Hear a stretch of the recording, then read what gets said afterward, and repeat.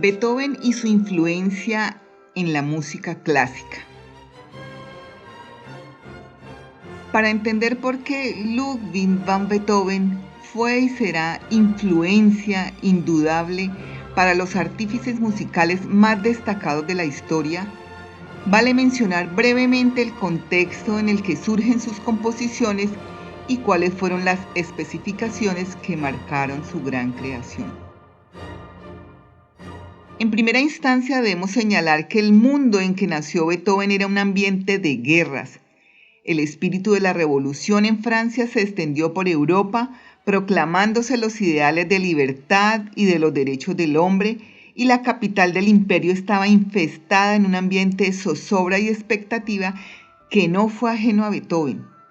Pero sin embargo, en vez de atemorizarse, se llenó de valor, de fuerza y de esperanza manifiestas en el poder de su música, su mejor manera de velar su pensamiento acerca del rol humano y del artista en una coyuntura de guerra. Otro factor clave en la época era el hecho de que casi siempre los músicos eran sirvientes de la corte y entretenedores al servicio incondicional del rey. Usaban peluca y trajes de criados a la hora de entretener al gobernante y su corte, y por ende estaban sometidos a los requerimientos musicales de sus patrones. Beethoven no se condicionó a tales presiones y con su ejemplo de rebeldía ayudó a liberar de la condición de sirvientes a sus homólogos a futuro. De cualquier forma, hay que reconocer que siempre fue agradecido con la corte por su eventual mecenazgo y dedicó varias de sus obras a reyes, príncipes, condes y archiduques. Aparte de la liberación del influjo de los mecenas, el tiempo y la libertad para componer según su deseo fueron otros factores incidentes al trazar un camino digno de continuarse en la posteridad. El complejo temperamento de Beethoven, su personalidad fuerte y explosiva, fueron elementos claves para cuestionar todo lo establecido en cuanto a las reglas y cánones dictaminadas en la creación de una partitura y las diferentes clases de piezas musicales, hecho que obedece también al ambiente familiar en el cual se había desarrollado su aprendizaje.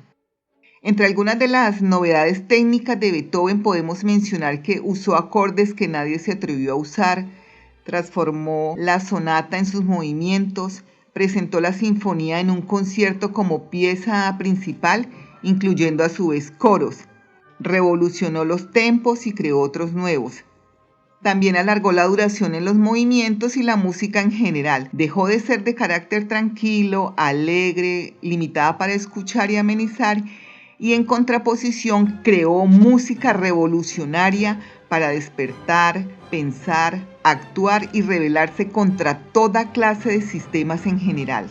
No tanto en detrimento de ellos ni respetándolos, sino que más bien los cambió para mejorar el panorama musical indefectiblemente. Otro elemento importante que influyó en la producción de Beethoven fue su ejercicio intelectual, el cual le dedicó muchas horas de su vida.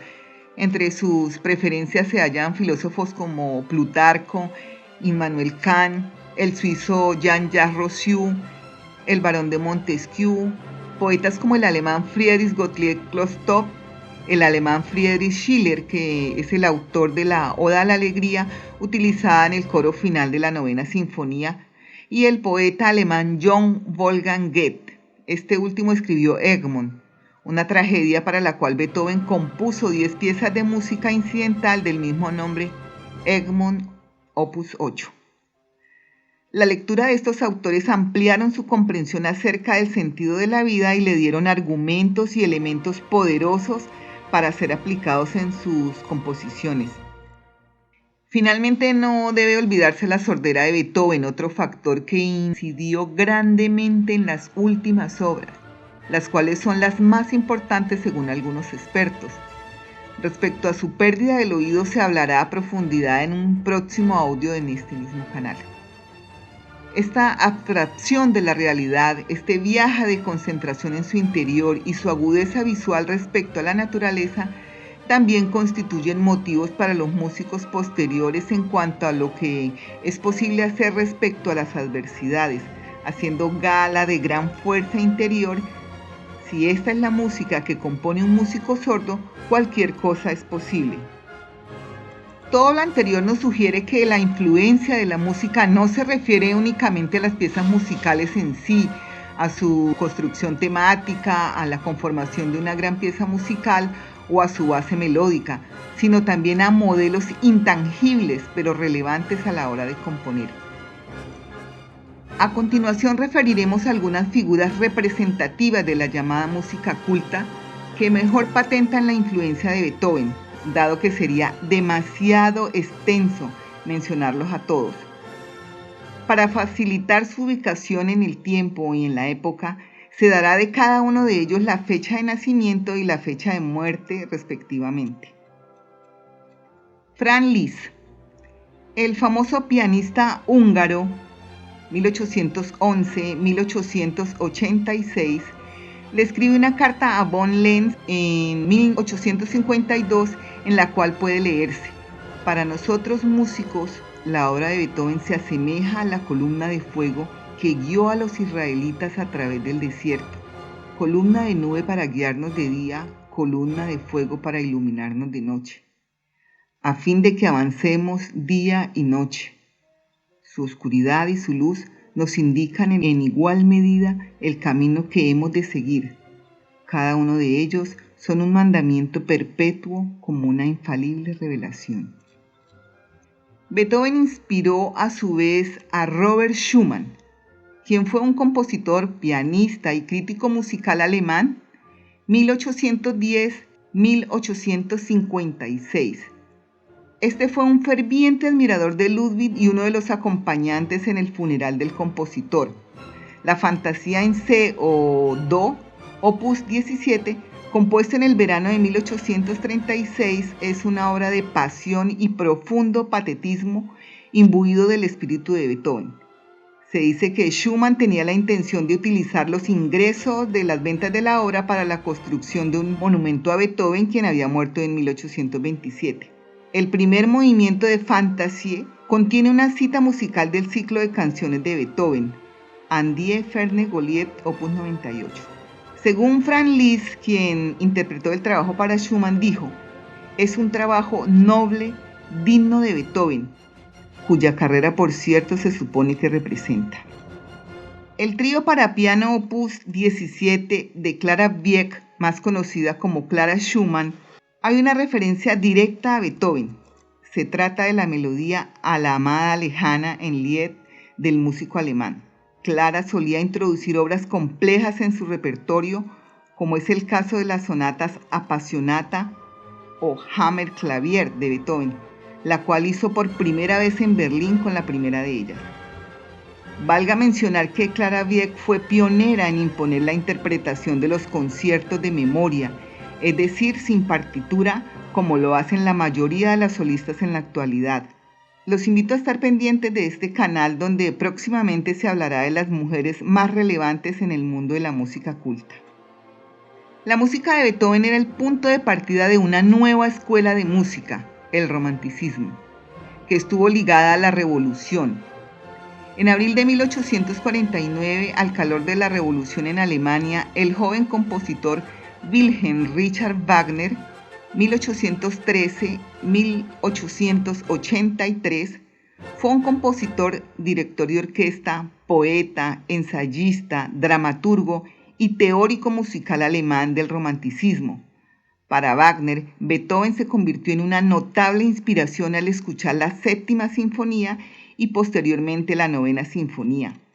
Esta última le impactaría tanto que escribió una transcripción para piano. Más adelante, Wagner dirigió la Novena Sinfonía de Beethoven en Dresde. Se dice que en la audiencia estaba el anarquista ruso Bakunin, cuyas ideas influenciaron a Wagner en su juventud. Entusiasmado por la música, Bakunin dijo a Wagner que si hubiera una cosa digna de ser salvada de las ruinas del viejo mundo, esta partitura lo sería. Las dos primeras sinfonías de Johannes Brahms, quien fue un compositor y pianista alemán del romanticismo, 1833-1897, y considerado el más clásico de los compositores de dicho periodo, parecen ser continuistas de la época beethoveniana. La Sinfonía número 1, opus 68 en do menor, ha sido citada popularmente como la 10ª de Beethoven, por su tamaño, su carácter y por el himno, esta vez sin coro, que aparece en el último movimiento. Brahms también se vio influenciado profundamente por la Quinta Sinfonía de Beethoven. Richard George Strauss, 1864-1949, fue un destacado compositor y director de orquesta alemán cuya larga trayectoria abarca desde el romanticismo tardío hasta la primera mitad del siglo XX. Es conocido particularmente por sus óperas, poemas sinfónicos y lieder. Strauss, junto con Gustav Mahler, representa el extraordinario florecimiento tardío del romanticismo. Strauss terminó en 1945 la composición de Metamorfosis, una obra para 23 solistas de cuerda. La inspiración que le animó a componer esta obra, así como el título de esta, viene de un poema muy introspectivo de Goethe, el cual Strauss consideró en origen idóneo para una obra coral.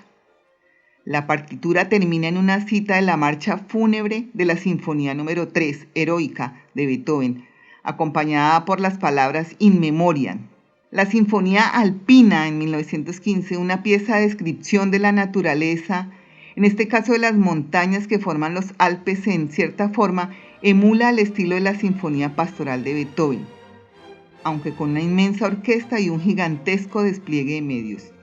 Mahler también interpreta una versión con cortes de la 9ª Sinfonía de Beethoven, reducida hasta los 45 minutos. Gustav Mahler, compositor y director de orquesta austriaco, 1860-1911, en cierta ocasión afirmó: solo hubo Beethoven y Wagner, y después de ellos nadie. Mahler, en su sinfonía Titán, la cual hace alusión a la obra homónima de Jean-Paul Richter, pretende reflejar la vida del protagonista albano, su amor por la naturaleza. Esta sinfonía es sobre todo pastoral. Ya desde la introducción comienzan a escucharse los pájaros y los sonidos de la naturaleza, véase la 9ª de Beethoven, desde que nacerá el tema. Posteriormente, y debido al rechazo del público, suprime uno de los movimientos y realiza algunas transformaciones que hace que esta sinfonía en 4 movimientos, como se conoce también actualmente, sea una de las más interpretadas y conocidas hoy en día. Mahler siguió las huellas de Beethoven al utilizar temas amplios y expresivos. Igor Stravinsky, compositor y director de orquesta ruso, 1882-1971, fue uno de los músicos más importantes y trascendentes del siglo XX y supo expresar como nadie su amor por Beethoven. Escribió: a los 80 años he encontrado una nueva fuente de placer en Beethoven, y la gran fuga me parece ahora, no siempre fue así, un milagro perfecto. Cuánta razón tuvieron los amigos de Beethoven cuando lo convencieron para que la desgajara del cuarteto opus 130, porque debe valerse por sí misma. Es una obra musical absolutamente contemporánea que será contemporánea eternamente, apenas marcada por la impronta de su tiempo. La gran fuga es tan solo por lo que respecta al ritmo más sutil que ninguna otra música de mi propio siglo. Esta fuga es pura música interválica y la amo por encima de cualquier otra. En el futuro, cuando los hombres y las mujeres recuerden la historia de las revoluciones y de los repetidos intentos de crear una sociedad genuinamente humana basada en la libertad, la igualdad y la fraternidad, recordarán al hombre que, utilizando música que no podía oír, luchó por un mejor mañana que tampoco nunca vería. Ellas y ellos revivirán las grandes batallas del pasado y entenderán la lengua de Beethoven, la lengua universal de la lucha por el establecimiento de un mundo sin fronteras para los hombres y las mujeres libres que lo habiten, especialmente aquellos consagrados a la expresión artística.